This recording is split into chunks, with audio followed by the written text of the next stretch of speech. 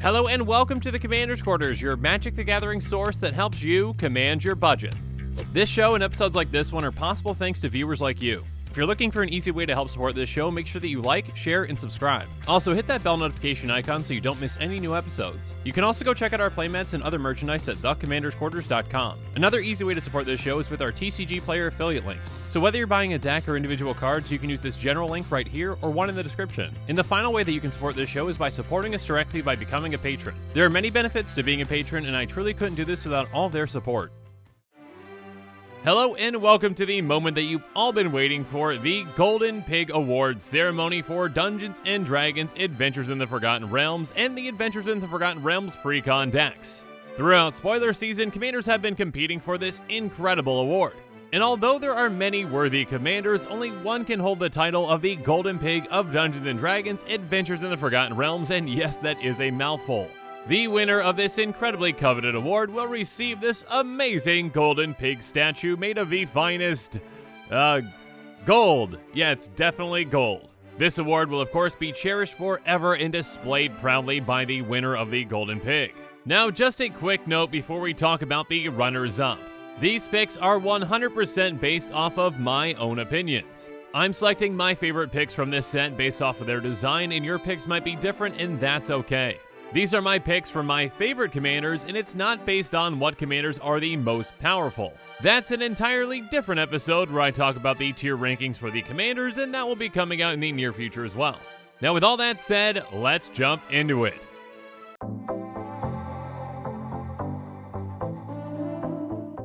So, coming in at 10th place, we've got Inferno of the Starmounts.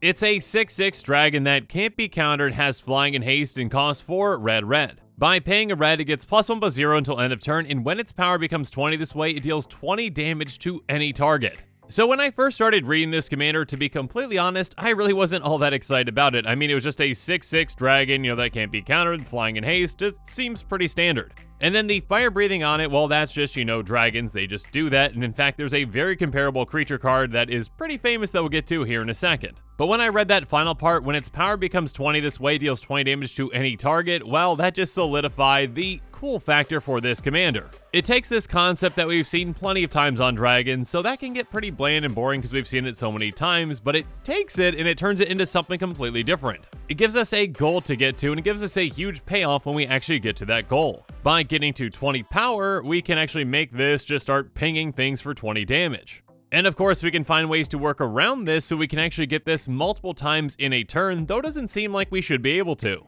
So I really did appreciate them kind of taking this standard concept for a dragon and giving it some kind of a unique tweak. And that standard concept for a dragon, like I alluded to earlier, has been around for quite a while. I mean, we just need to take a look at Shivan Dragon, which is kind of the same thing. This one's just a 5/5 dragon with flying that costs 4 red, and it's got fire breathing again, which is that pay a red, it gets +1/+0 until end of turn. Obviously, just comparing the two, you can see kind of how much more powerful creatures have become in Magic since, well, this came out a long time ago. But yeah, it takes this concept and turns it into something completely different. So to get to that 20 power, of course, in red, you've got plenty of ways that you can do that. One of them just being, a big ritual spell like Mana Geyser. It's going to add a red for each tap lane your opponent's control. So yeah, in Commander, that's going to add you a lot of mana, and you can easily get to 20, so you can ping something for a lot and probably take out one player with Commander damage as well. And of course, you're going to want to make the most of that damage, so when you do dish that out, you can double it up with something like Gratuitous Violence. It says if a creature you control will deal damage to a creature or player, deals double that damage to that creature or player instead. So yeah, 40 damage is going to take out a lot of things, including most players. So yeah, that's going to be a lot of fun using this. But we can also make that 20 something much more easily attainable without rituals with something like Blackblade Reforged and other equipment like it. It says equipped creature gets +1/+1 for each land you control. So yeah, throughout the game, this can grow our commander quite a bit. But an even more effective piece of equipment for this deck is something like Imperial Plate. It says equipped creature gets +1/+1 for each card in your hand. So, like Blackblade Forge, this is a variable pump effect, but this one's probably a little more easy for us to control, or at least to go down. If our commander's at 19 power with all the equipment on it, we just need to pay a red mana to ping something for 20. And then we can reduce the number of cards in our hand by just casting a spell out of our hand, so Imperial Plate pumps 1 less, putting it back down to 19, and we can pay another red to get it back to 20 for 20 more damage. Even a simple card like Grasping Dunes can really help out this deck as well. It's a land that just taps for a colorless, but we can also pay 1 and tap and sacrifice it to put a -1/-1 counter on target creature, activate its ability only anytime you cast a sorcery. So again, shrinking our commander slightly can give us an opportunity to pump it again and get out another 20 damage. There really are a ton of cool and interesting things that you can do with Inferno the Star Mounts. And again, I think the thing that I like the most about this commander is taking an old concept that might seem boring at first and turning it into something unique and interesting. So yeah, Inferno the Star Mounts, congratulations on finishing number 10.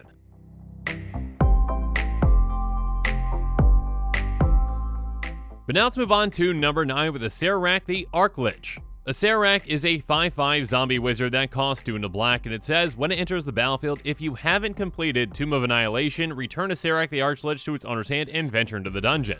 And whenever Arak attacks, for each opponent, create a 2/2 black zombie creature token unless that player sacrifices a creature. This commander I think is just really interesting, and there's a lot of really cool things that you can do with it. First off, yeah, if you can get into play, a 5/5 for just 3 mana that can make you 3 tokens when it attacks can be a really powerful thing. Or I guess I should say 3 tokens, or, your opponent's sacrificing creatures to not let you get tokens too. So yeah, a very powerful attack trigger. That being said though, yeah, the way that I would personally build it would be to use and abuse that ETB and not actually complete the Tomb of Annihilation pretty much ever. Because if it's coming into play and you're not completing Tomb of Annihilation, well, it's just going to keep bouncing back to your hand and you keep venturing into the dungeon. So this is kind of like a 3 mana venture into the dungeon spell that you can just keep recasting over and over again, and you actually have got plenty of ways to make this even cheaper and to even combo with it if you want to. I mean, first up, if you do want to kind of get around that bouncing effect and you actually want to use this as a commander that can attack and get you a lot of tokens, something like Torpor Orb can be really impactful. It's an artifact for 2 that says creatures entering the battlefield don't cause abilities to trigger.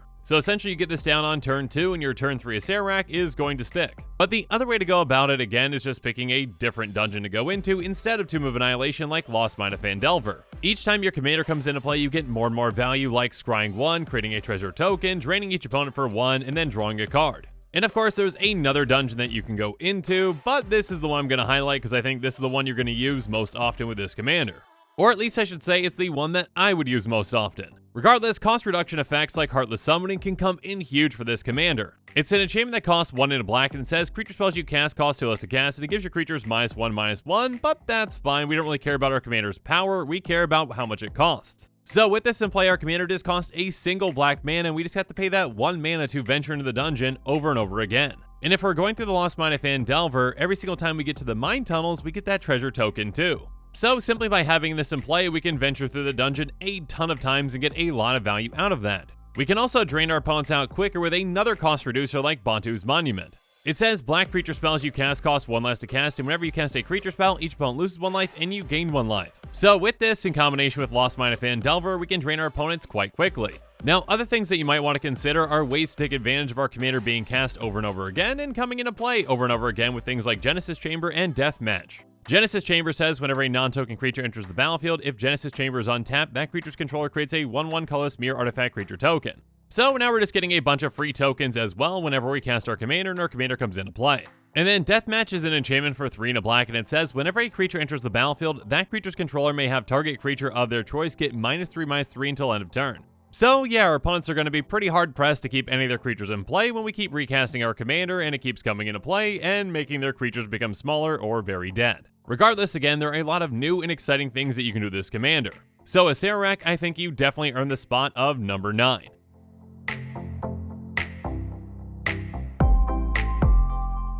Now that we've talked about number 9 though, let's move on to number 8 with Xanathar, Guild Kingpin.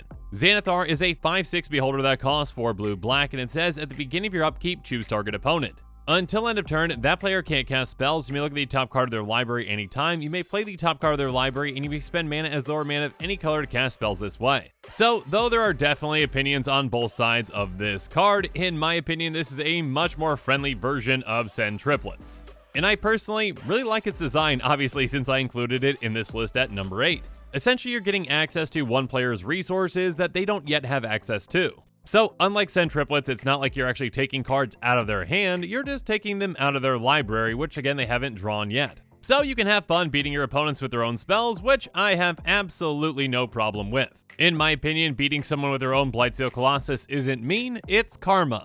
Regardless, this commander definitely benefits from having a ton of information, so a card like Lantern of Insight is fantastic with it. It says, each player plays with the top card of their library revealed, and you can tap and sacrifice it and target player shuffles their library, but you're probably never going to do that because this card is extremely valuable to this commander. By knowing what's on top of everyone's library, you can choose the right opponent for the situation that you're in. And a card like this is so impactful for this commander. Of course, you're going to want something like Trinket Mage to get it for you. Trinket Mage says when it enters the battlefield, you may search your library for an artifact card with converted mana cost 1 or less, reveal it, put in your hand, then shuffle your library. But if you've already got Lantern of Insight or you need something else, there are plenty of other fantastic options at 1 mana like Pyxis of Pandemonium. It has tap, each player exiles a top card of their library face down. So basically, when you do have access to the top of someone's library, this can help you get through dead cards that you don't want. Or in combination with Lantern of Insight, it can help you deny opponents of certain cards that they're going to draw into. It can also be a good idea to run a card like Telepathy, which says your opponents play with their hands revealed. Again, whichever player that you choose with your commander also shuts out that player from casting spells in that turn. So, knowing what each opponent has in their hands is also crucial. If only one player has a counterspell and you want to cast a very important spell on that turn, well, you just choose that opponent and now they can't cast that counterspell when they need to.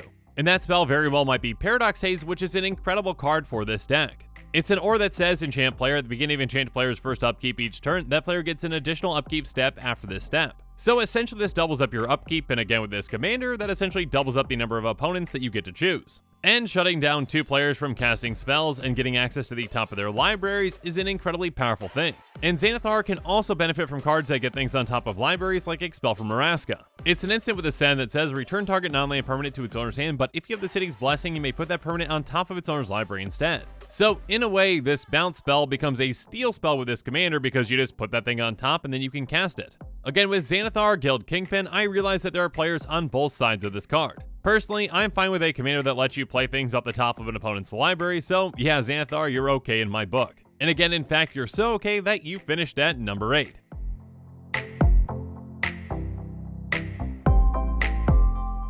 Next up though, let's move on to number 7 with Trelasara, Moon Dancer. Trelasara is a 2/2 elf cleric that costs green-white that says, whenever you gain life, put a +1 counter on Trelasara Moon Dancer and scry 1. Now, I am definitely one who has harped on life gain in Commander being a pretty weak strategy for the most part. But this commander takes life gain and makes it into something that can be very impactful. Now, the quantity of life that you gain with this commander doesn't matter, it's how many sources and how many different times you gain life. Now, obviously this commander becomes more and more powerful the more life that you gain, getting more counters on it. But the thing that I really liked about this commander is turning that life gain into card selection. If you've got a lot of different ways to gain a lot of life, you can dig through your deck really quickly with that scry 1. And again, although it isn't card advantage, it is card selection, and with this commander, it can kind of be a mini tutor effect by gaining a ton of life. Or should I say, gaining life from a lot of different sources. You can dig through your deck quickly to get to the exact card that you need for the situation that you're in. And in these colors, there are plenty of repeatable ways to gain life with things like Soul Warden, Ash of the Abhorrent, and Righteous Cause. Soul Warden and the other Soul Sisters like it say, whenever another creature enters the battlefield, you gain 1 life. Keep in mind that this is counting all creatures, not just your own. And then Ashes says, players can't cast spells from graveyards or activate abilities of cards in graveyards, but the important part is, whenever a creature dies, you gain 1 life. So now you can gain life not only when creatures come into play with something like Soul Warden, but also when they die with this. And you just might shut down some graveyard decks in the process, which is always nice. And then Righteous Cause says, whenever a creature attacks, you gain 1 life. And again, keep in mind that this counts any creature attacking, not just your own. So with each of these giving you separate instances of life gain, you're going to be scrying a ton.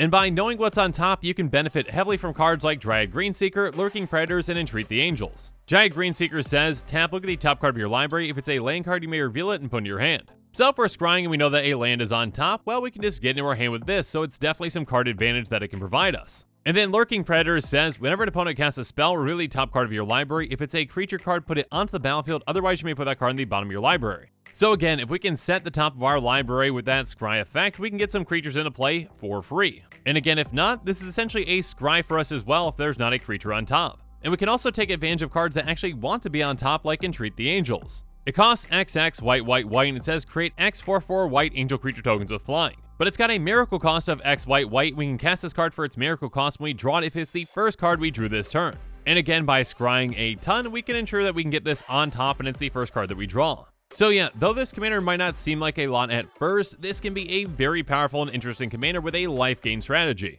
I'm just really excited to see life gain go in a different direction and one that provides a lot of value. So yeah, Trelasara, congratulations on making it to number 7.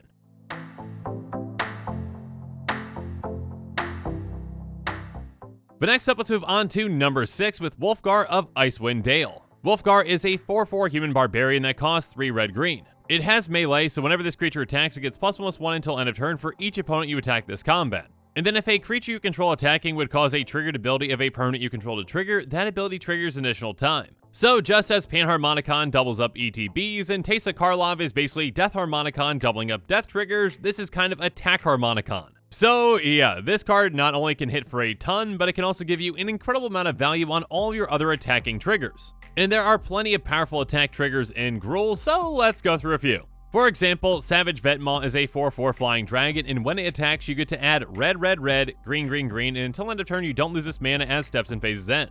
Again, Wolfgart doubles that up, so yeah, now you're adding 12 mana to your mana pool instead of 6, and you can use that mana on a lot of powerful things. Like Drakuseth Maw of Flames, yeah, you can use 7 of that mana on this 7/7 flying dragon that says, whenever it attacks, it deals 4 damage to any target and 3 damage to each of up to 2 other targets. So normally this 7/7 would be dishing out 11 total damage just on attack, and now yeah, you double that up to 22. Or how about Ilharg the Razeboar, which is a 6/6 trampling boar god that says, whenever it attacks, you may put a creature card from your hand onto the battlefield tapped and attacking, return that creature to your hand at the beginning of the next end step. So now you can essentially cheat out 2 free attacking creatures. Next up, how about the attack trigger from Matali Primal Storm? It says, whenever it attacks, exile the top card of each player's library, then you may cast any number of spells from among those cards without paying their mana cost. So now, instead of exiling 4 cards in total, you're going to be exiling 8 and casting a lot of things for free. Or how about dishing out even more damage with your creatures with Pathbreaker Ibex? It's a 3/3 goat, and whenever it attacks, creatures you control gain trample and get +X/+X until end of turn, where X is the greatest power among creatures you control.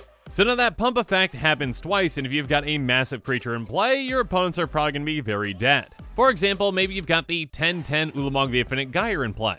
It does have Indestructible, but more importantly, it's got Annihilator 4, so when it attacks, the defending player sacrifices 4 permanents, and again, your commander doubles that.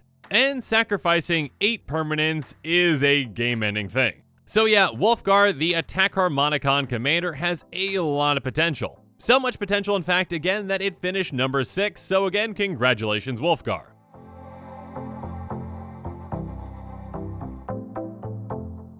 But next up, let's move on to number 5 with another attack-focused commander with Karazhakar, the Eye Tyrant. Karazhakar is a 5/5 beholder that costs 3 black-red, and it has, whenever you attack a player, tap target creature that player controls and goad it. Goading basically means that until your next turn, that creature has to attack each combat of Fable and attacks a player other than you of Fable. It also says, whenever an opponent attacks another one of your opponents, you and the attacking player each draw a card and lose 1 life. I really do like the goading mechanic. It kind of forces players to get out of their, turtle shell kind of mindset where they just kind of sit back and, don't do a whole lot and just kind of build up their mana and resources, then kind of just win on 1 turn. Instead, you are forcing players to attack each other, and yeah, that can speed up the game quite a bit. So with this commander, you can essentially force your opponent's best creatures to do your dirty work for you. And while you're doing that, you're also getting card advantage out of this too for a small price of some life. On top of that, your opponents also get some card advantage as well, so this can kind of be a political commander in a way because it can help out players by just, allowing them to draw some cards for some life by attacking your opponents. So this is a commander that can definitely lead to some very interesting games. And it can make a ton of use out of cards that might not see a lot of play like Tormented Soul. It's a 1/1 spirit that can't block, but it also can't be blocked. So essentially, this is free to attack whatever opponent you want to, so you can goad a creature that they control. And obviously, there are plenty of other creatures that are low to the ground that can help you out, like Eyetwitch. Eyetwitch is a 1/1 flying Eyebat because that's a thing that says when it dies, learn. And flying is definitely a form of evasion that can get through on most opponents, so yeah, this can be very helpful for you. You can also use other kind of group slug cards like Rite of the Raging Storm to encourage opponents to attack each other. It's an enchantment for 3 red that says, creatures named Lightning Rager can attack you or planeswalkers you control. And at the beginning of each player's upkeep, that player creates a 5/1 red elemental creature token named Lightning Rager. It has trample haste, and at the beginning of the end step, sacrifice this creature. Basically, here's a 5/1, swing at someone else, and yeah, have fun. This can help get you and that opponent some card advantage, and it can also take another opponent down. You can also incentivize attacks with something like Crown of Doom. It's an artifact that says whenever a creature attacks you or a planeswalker you control, it gets +2/+0 until end of turn. but by paying 2, target player other than its owner gains control of it, activates ability only during your turn. So essentially it becomes a game of hot potato where you just, give it away and then everyone can give it to each other, but not you. And now their creatures and your small creatures are also hitting for a lot more. And you can also use the goading and tapping down of creatures to get a creature like Phage the Untouchable through. She has a lot of text, but the important part here is, when she deals common damage to a player, that player loses the game. So yeah, this is definitely a commander that can help you get an opening on a lot of opponents. Or, you can just make things really chaotic with Bedlam that says, creatures can't block. So now your creatures are guaranteed to get through, and so are those creatures that you're goading, so yeah, pick your opponent's best creatures and have them swing freely at someone else and get through. Again, there can be a lot of interesting games around this commander, and a lot of cards can shine that otherwise wouldn't shine in other decks. So Karazhakar, I think you definitely earned your spot at number 5.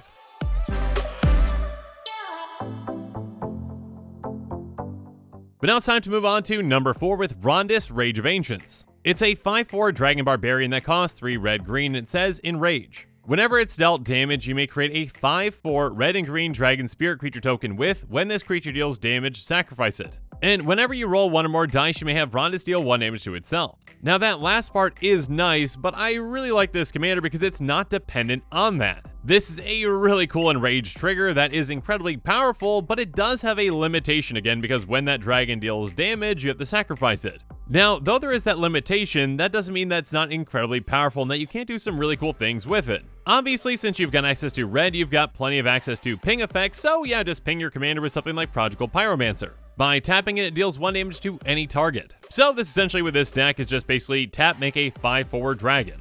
And obviously, a repeatable effect like Pyrohemia is even better. It says at the beginning of the end step, if no creatures are on the battlefield, sacrifice Pyrohemia. By paying a red, it deals 1 damage to each creature and each player. Since our commander's got 4 toughness, we can do this 3 times in a turn, and our commander's gonna be just fine. So basically, if we've got the mana for it, that's gonna be 3 5/4 spirit dragons on every turn. And we can also utilize those spirit dragons right away with something like Warstorm Surge. It's an enchantment that says, whenever a creature enters the battlefield under your control, deals damage equal to its power to any target. So essentially, if we want to make use of those dragon spirits' power, well, we can just dish out that damage right away. By pinging our commander for 1, we can essentially ping anything for 5. And we can also take advantage of those dragons even dying with something like Stalking Vengeance. It has, whenever another creature you control dies, it deals damage equal to its power to target player. So this kind of turns us having to sacrifice those Dragon Spirit tokens into an upside. And of course, there are plenty of ways to use and abuse this commander's damage trigger with something like Blazing Sunsteel in combination with any kind of indestructible effect. Blazing Sunsteel is an equipment that says, equipped creature gets +1/+0 for each opponent you have, but the important part here is, whenever equipped creature is dealt damage, it deals that much damage to any target. So if we just ping our commander for 1, we can have our commander ping anything, including itself. So if we make our commander indestructible, something like Withstand Death, we can keep having our commander ping itself over and over again.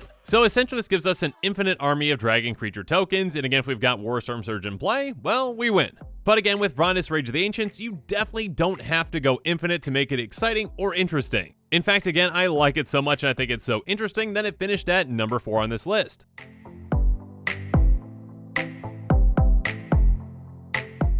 But now it's time for us to move into the top 3 with number 3 with Volo Guide to Monsters. Volo is a 3/2 human wizard that costs 2 green/blue, and it has, whenever you cast a creature spell that doesn't share a creature type with a creature you control or a creature card in your graveyard, copy that spell. And of course, a copy of a creature spell becomes a token. I was really excited to see this commander because every single time I see a Simic commander, I am worried that it's just going to be same old, lands, card draw, etc, etc.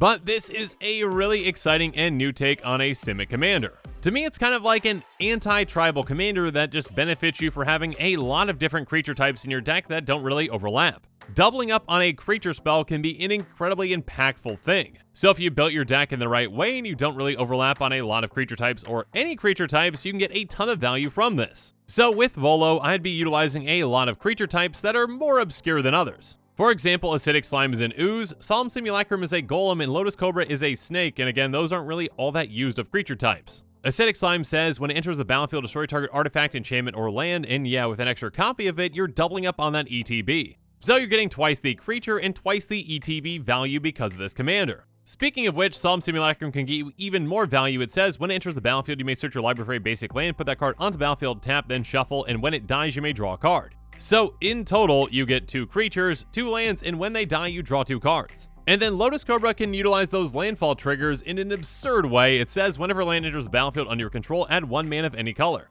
So having 2 of these in play, yeah, you're going to get a lot of value out of this. Or how about a really huge ETB, which we see on Diluvian Primordial, which is an Avatar, and again, Avatar really isn't that used of a creature type.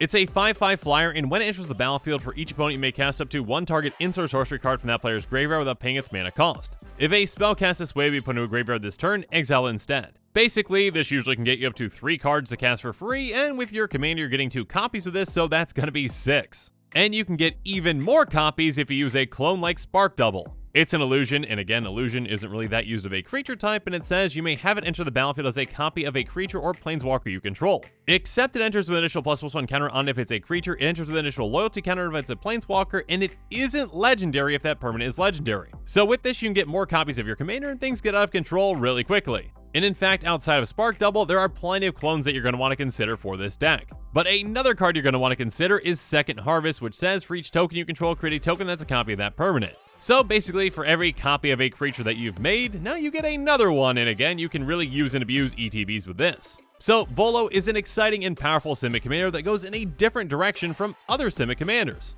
It's not just relying on the, lands and card draw that other Simic commanders do, but it does something very unique. And because of that, that's why it finished at number 3.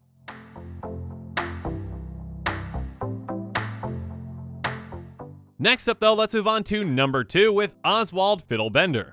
Oswald is a 2/2 gnome artificer that costs 1 and a white. It has magical tinkering, pay a white and tap and sacrifice an artifact. Search your library for an artifact card with mana value equal to 1 plus the sacrifice artifact's mana value, put it onto the battlefield, then shuffle, activate only as a sorcery. This is an artifact birthing pod commander, and I never knew that I wanted this on a mono white commander, but yeah, this is really fantastic. Mono white has been seen for a long time, and probably still will be for a while, as the weakest color in Commander. But there is absolutely nothing weak about Oswald. This commander is essentially a tutor on a stick for some of the most powerful cards in Magic. You can find ways to utilize this more than once in a turn, and you can go up the chain very quickly, and you can do some really powerful and broken things if you want to. I mean, even just sacrificing a simple mirror token, which has a mana value of 0, you can just go up 1 step to go get a Soul Ring, or a Skull Clamp or whatever else you want at 1 mana. By sacrificing something at 1 mana, then you can go get something like a Mage Right Stone, so you can then, use Oswald more than 1 time in a turn.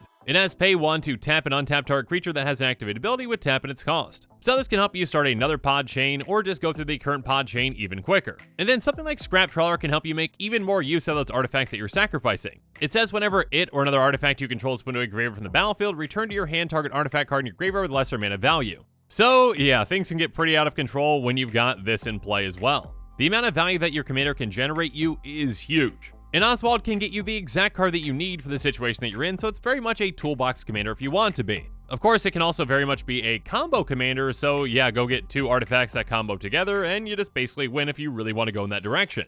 Or you can go with a different kind of combo, kind of a goofier combo, I guess, with something like Draw Scorpion and Liquid Metal Torque. Draw Scorpion says whenever it or another artifact creature is put into a graveyard from play, you may untap target artifact. And then Liquid Metal Torque has tap target non-land permanent becomes an artifact addition to other types until end of turn. So you can turn Oswald into an artifact itself, and then whenever you sacrifice an artifact creature, congratulations, Oswald can untap and you can tap it again. So you can keep your pod chain going to your heart's content.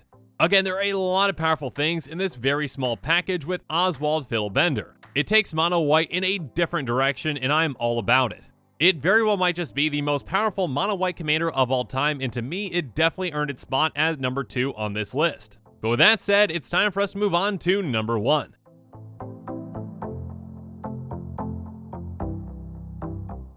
And at number 1, the Golden Pig of Dungeons & Dragons Adventures in the Forgotten Realms, including the precons, and again, that's very much a mouthful, is Minx Beloved Ranger. Or I guess I should say, Minx and Boo. Minx is a 3/3 human ranger that costs red, green, white. It has whenever Minx Beloved Ranger enters the battlefield, create Boo, a legendary 1/1 red hamster creature token with trample and haste. And by paying X until end of turn, target creature you control has base power and toughness XX and becomes a giant addition to its other types, activate only as a sorcery. And of course on the right you can see our beloved 1/1 hamster Boo with trample and haste. Now, this commander probably had a leg up on other commanders for a couple of reasons, most notably some nostalgia from my childhood when I played Baldur's Gate, and Minx was one of my favorite characters, with, of course, Boo as well. And Boo being an adorable hamster and getting a card of Boo is pretty fantastic too. But that's not the reason that it won this prestigious award. I'm a huge fan of commanders that do something new and can make use out of cards that otherwise don't see a lot of play or are, used in different and new ways. And Minx is very much that kind of commander. It can be built in a lot of different directions, one of which being, Power Matters Tribal. Of course, you can make some tokens like Boo and make them into giant, hamsters or whatever they are and hit for a lot of damage. But you can also make a lot of use out of a card like Kranko Tin Street Kingpin. It's a 1/2 goblin, and whenever it attacks you put a +1/+1 counter on it, then you create a number of 1/1 red goblin creature tokens equal to Kranko's power. Now, obviously this will build as it attacks over and over again, but yeah, you can actually skip a couple of steps and just make it huge with your commander, and now you're getting a ton of tokens right away. You can also take advantage of a card like Viridian Joiner, which can tap to add amount of green to your mana pool equal to Viridian Joiner's power. So essentially you're getting your mana back that you dump into your commander to make this bigger, and then on top of that, if you've got ways to untap this, you can get even more mana, absurd amounts of mana in a turn with something like this. And if you really want to, you can take advantage of its power in a different way with Brian's Stoutarm. It has lifelink and it has pay red, tap and sacrifice another creature. Brian's Stoutarm deals damage equal to the sacrifice creature's power to target player. So thanks to Minx, you can just make a creature huge and then sacrifice it and ping someone for a ton. Or how about Forgotten Ancient, because again with Minx, we can take advantage of ++1 counter synergies because it's adjusting base power and toughness. Forgotten Ancient says, whenever a player casts a spell, you may put a ++1 counter on Forgotten Ancient. At the beginning of your upkeep, you may move any number of ++1 counters from Forgotten Ancient onto other creatures. So those creatures become more and more powerful, and then Minx makes them even more powerful by adjusting their base power and toughness. And you can get even more value out of a creature like Lifeblood Hydra, which deals with counters, and it also says when it dies, you gain life and draw cards equal to its power. So you can put a lot of mana into this, and then you can make it even bigger with Minx, and then if you've got a way to ensure that it dies, well, you're getting a ton of value out of it. But an even different direction to take this commander, though, is focusing on death triggers. For example, Yosai the Morning Star says when it dies, target player skips their next untap step, tap up to 5 target permanents that player controls. So that can be an incredibly impactful death trigger, and yeah, Minx can just get you it because it can make this into a 0/0 giant for free. So yeah, there's a lot of exciting things that you can do with Minx and his adorable hamster Boo. Now, I do want to mention one thing really quick, which I've harped on other commanders for, and I definitely have to bring up with this one too. On certain commanders, I really dislike the text, activate only as a sorcery. Those 5 words can kill a commander in my opinion. And while I definitely don't like them on this card, I don't think it ruins it. Do I wish those didn't exist on the commander? Absolutely. You could do even more exciting things like combat tricks where you swing with a bunch of tokens and only one gets through and then you pump that one. And no, I don't think that's unfair. It's not unfair and I don't think it's overpowered, and I think this commander deserves to have that last part taken off, but again, it still does enough exciting things where, yeah, obviously I am really excited about it. So again, even with those last 5 words, Minx and Boo fought through and finished at number 1. So Minx and Boo, make sure you're looking out for that Golden Pig trophy in the mail. But again, a huge thank you to all the commanders out there that competed for this prestigious award. Unfortunately, there can only be one Golden Pig of Dungeons & Dragons Adventures of the Forgotten Realms, including the precons. And again, yes, for the last time, that is a long sentence to say. But luckily, or perhaps unluckily for all the other commanders that weren't mentioned in this award, there is one more award that is up for grabs. So make sure you're on the lookout for the next award ceremony with the Golden Toilet of Dungeons & Dragons Adventures in the Forgotten Realms, including the precons. Who will win this other not-so-prestigious award? Tune in to find out. But until then, as always, thanks again and have a good one.